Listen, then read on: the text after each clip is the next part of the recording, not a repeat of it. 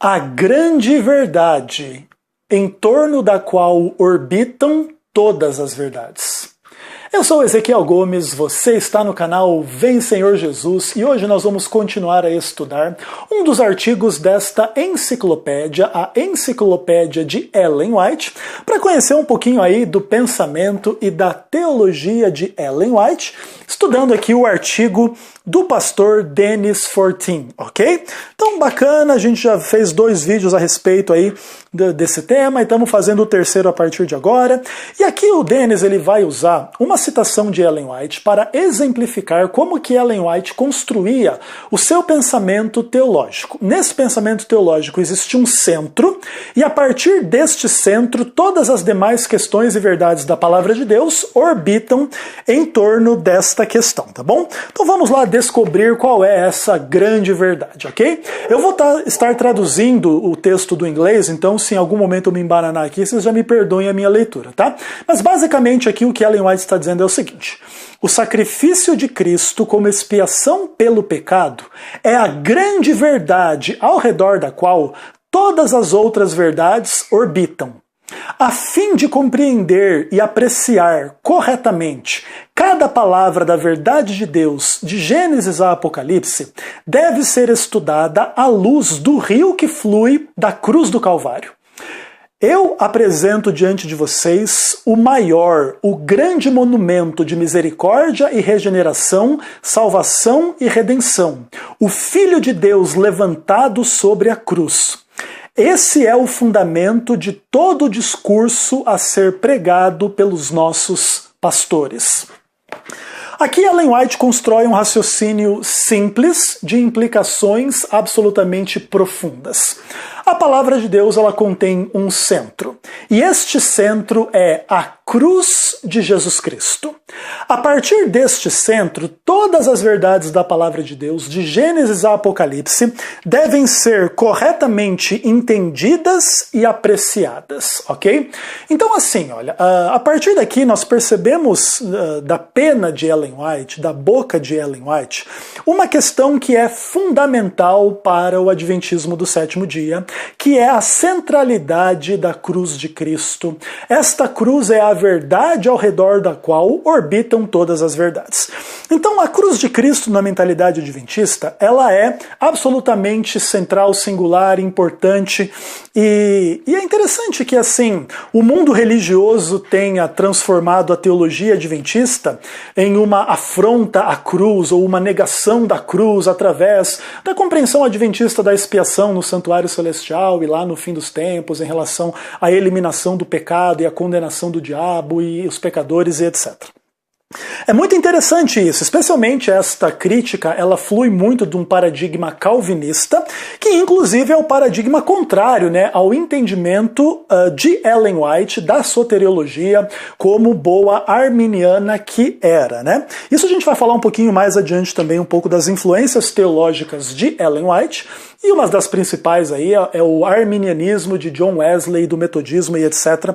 Mas por enquanto, basta a gente deixar muito claro aqui que a cruz de Jesus Cristo ela é o ponto central para definir o que é teologia adventista, e eu vou dar alguns exemplos para vocês entenderem como que essa é uma questão importante. Bom, então vamos lá. A cruz de Jesus Cristo, na mentalidade adventista, é a morte do Senhor Jesus em favor de todas as pessoas na face da terra. Não existe na mentalidade adventista expiação limitada. A expiação é ilimitada de acordo com o paradigma arminiano. Então Jesus morre por todos os pecados de todas as pessoas e etc.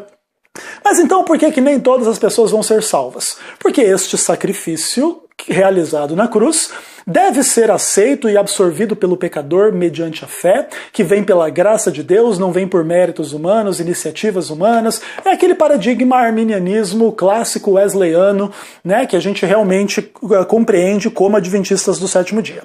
E a partir daí existe uma questão assim muito importante, porque é o seguinte: se Jesus morreu pelo pecado das pessoas, é porque Jesus não desejava o pecado das pessoas e não é o autor do pecado das pessoas, porque Porque aí, por exemplo, se Deus fosse o autor do pecado, e aqui Cristo representa Deus, né? Lembra que Deus estava em Cristo reconciliando consigo o mundo, e Jesus Cristo é aquele que revela o Pai, João 14, quem viu a mim viu o Pai. Então veja bem, Jesus está morrendo pelos pecados das pessoas para poder transformar e salvar essas pessoas. Isso indica que Cristo, Deus, não são fonte do pecado, ok? Então o pecado ele tem que vir de uma outra fonte que não seja de Deus, ok? E aí entra todo o paradigma do grande conflito, então, e da teodiceia do livre-arbítrio, né? Então o que acontece? Deus deu liberdade às suas criaturas e Satanás usou mal essa liberdade, caiu em pecado, levou consigo anjos que se tornaram demônios, levaram consigo Adão e Eva, e aí toda a humanidade envolvida nesta grande luta entre o bem e o mal, o pecado e etc. E Jesus veio salvar, e esse é o paradigma do entendimento de Ellen White. Então, a partir do momento que Jesus morre pelo pecado das pessoas, ele revela, tipo assim, não tenho nada a ver com o pecado das pessoas. A minha única relação com o pecado é redimir as pessoas do pecado para salvá-las e para que elas possam viver eternamente, uma vez que o salário do pecado é a morte. E se elas não forem redimidas, elas vão ter que morrer eternamente e não vão ter a vida eterna. Então, Jesus ele vai salvar as pessoas e a partir daquilo que ele realiza na cruz, todas as demais verdades da palavra de Deus, elas ganham sentido. Então, peraí. Todo o pecado que existe na humanidade não flui da vontade de Deus, da predestinação de Deus e etc. São escolhas e decisões e é uma escravidão imposta pelo diabo e seus anjos neste grande conflito e etc. E a única esperança do homem transcender isso é a cruz de Cristo. E mediante essa cruz, o homem tem perdão e também transformação. Então, o camarada era um assassino, um ladrão, um mentiroso, transgressor do sábado, idólatra, e etc. E transgredia as leis de Deus. E agora, pela redenção que há em Cristo, este transgressor pode ser perdoado e com o perdão vem a transformação. Então agora o bêbado foi perdoado do seu vício, venceu a bebida e deixou de ser bêbado, e agora esse processo de redenção vai transformando a humanidade de gente infiel, aliada do diabo, escrava do pecado e etc. em pessoas que amam a Deus, amam umas às outras, em rumo aí à perfeição e a vida eterna e etc, ok? Então, basicamente, esse é o entendimento adventista de que a verdade da cruz de Cristo ela revela quem Deus é, ou seja, ele não é o autor do pecado, ele é o criador do universo, ele é aquele que quer o nosso bem e a nossa vida eterna.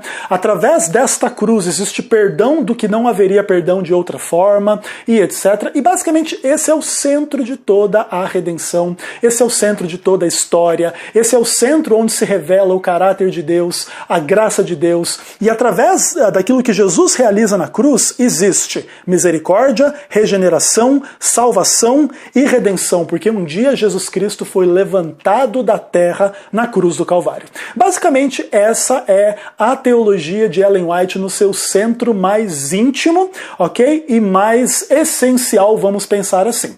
Portanto, as pessoas que tentam tornar a teologia de Ellen White uma teologia centrada na lei, no legalismo, em revelações extra-bíblicas de coisas estranhas, esquisitas, e que inclusive as pessoas dão risada e tiram sarro e etc., simplesmente não entenderam ainda o básico a respeito da teologia desta pessoa que tanto criticam, ok? Eu acho que criticar é direito de todo mundo, que quiser criticar Ellen White, ninguém vai dizer que é proibido criticar Ellen White, mas antes de criticar é importante ter um pouquinho de conhecimento, e portanto aqui toda esta teoria, especialmente calvinista, de que a Igreja Adventista do Sétimo Dia rejeita aí a redenção na cruz e adiciona à redenção da cruz um monte de processos humanos e etc. Então simplesmente é inadequada, equivocada e no final das contas é um ataque contra o próprio arminianismo e não simplesmente somente contra o adventismo do Sétimo Dia. E é inclusive interessante pensar que alguns arminianos, na tentativa de também criticar a teologia adventista e Ellen White, acabam embarcando nesta canoa furada das críticas calvinistas em relação à teologia da expiação e acabam também tentando dizer que a teologia adventista da expiação é herética, mas no final das contas a teologia adventista da expiação é fundamentalmente arminiana e sobretudo bíblica. E a única questão aí talvez que seja mais complexa em relação à doutrina da expiação adventista na mentalidade dos cristãos em geral, sejam eles calvinistas ou arminianos, tem que ver com a ideia do Antigo Testamento lançando luz sobre a obra de Cristo lá no santuário celestial celestial, conforme o livro de Hebreus. Mas aí é uma discussão assim que as pessoas precisariam tomar um pouquinho mais de tempo para entender. Hebreus capítulo 8 diz que os sacerdotes do santuário da terra ministravam em sombras e figuras das coisas celestiais, e que Jesus é o sumo sacerdote do santuário celestial. Então, a partir do que acontecia no santuário da terra, existem princípios que você pode entender o que Jesus faz no santuário do céu. Então, assim, a expiação no santuário da terra, ela era descrita como o sacrifício, como a manipulação do sacrifício e como o juízo final lá no último dia do ano, que era o dia da expiação e etc. E basicamente o que o Adventismo faz é entender a obra de Cristo a partir destes mesmos paradigmas. Então, a expiação na cruz do Calvário, essa expiação ela é aplicada no santuário celestial e ela será concluída no momento final, quando Jesus fizer, ou vamos pensar assim, o juízo final, a aplicação final dos benefícios do sangue que derramou na cruz e condenar o diabo e o pecado para todo sempre. E basicamente, então, a partir desse paradigma fica simples de entender a teologia adventista, não existe essa heresia toda que alguns tentam pintar, e basicamente, então, aqui se demonstra o cerne cristão do Adventismo do sétimo dia de uma forma geral e da teologia de Ellen White de uma forma específica.